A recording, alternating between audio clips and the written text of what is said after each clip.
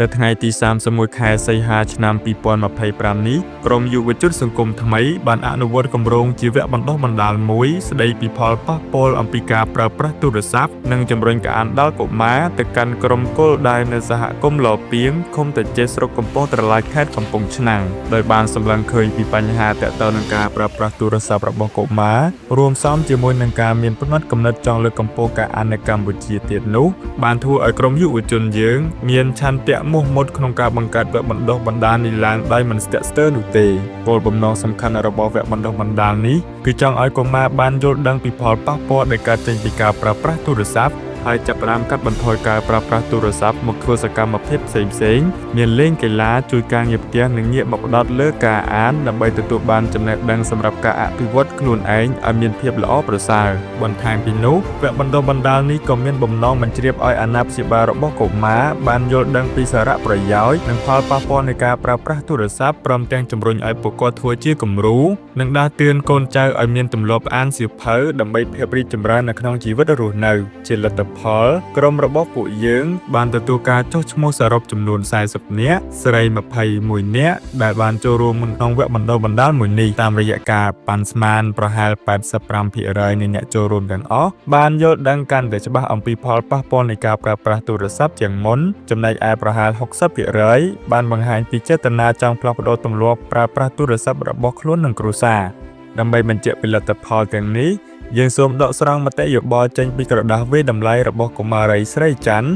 ដែលបានបង្ហាញយ៉ាងច្បាស់ពីប្រសិទ្ធភាពដ៏ល្អរបស់វគ្គបណ្ដុះបណ្ដាលនេះកុមារីស្រីច័ន្ទបានគូបញ្ជាក់ថានាងបានយល់ដឹងយ៉ាងទូលំទូលាយអំពីផលប៉ះពាល់នៃការប្រើប្រាស់ទូរស័ព្ទច្រើនហួសហេតុដែលបណ្ដាលឲ្យឈឺក្បាលឈឺភ្នែកនិងធ្វើឲ្យការចងចាំមិនបានល្អ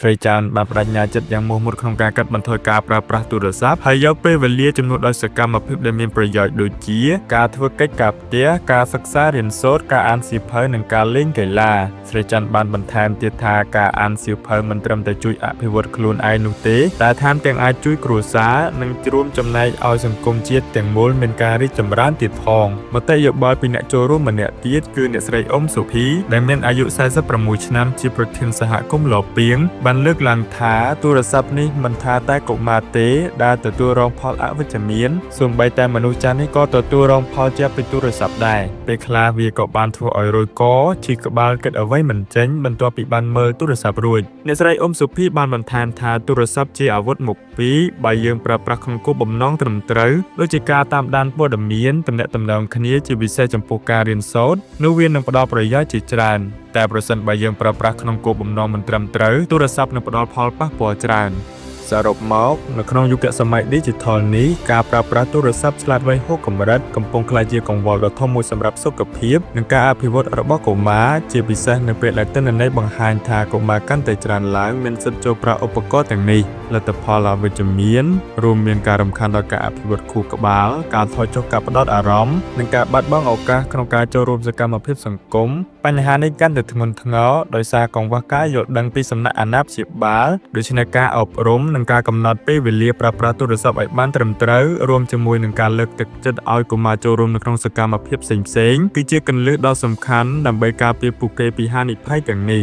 ចំណែកឯសកម្មភាពមួយទៀតក្រៅអំពីវគ្គបណ្ដុះបណ្ដាលនេះគឺពួកយើងដែលជាក្រុមយុវជនសង្គមថ្មីបានរៀបចំជាវសៀវភៅមួយចំនួនសម្រាប់យកទៅតម្កល់ទុកក្នុងបណ្ណាល័យ YFP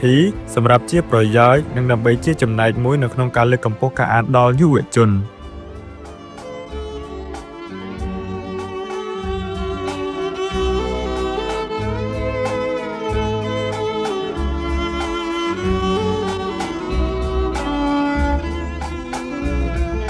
ចឹងនៅតែគិនប្រ